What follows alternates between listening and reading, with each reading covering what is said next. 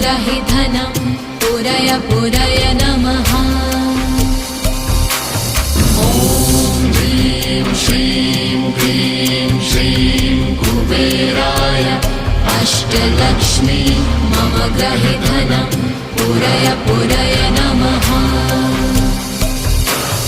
ॐ ह्रीं श्रीं क्लीं श्रीं कुबेराय अष्टलक्ष्मी मम ग्रहे धनं पुरय पुरय नमः।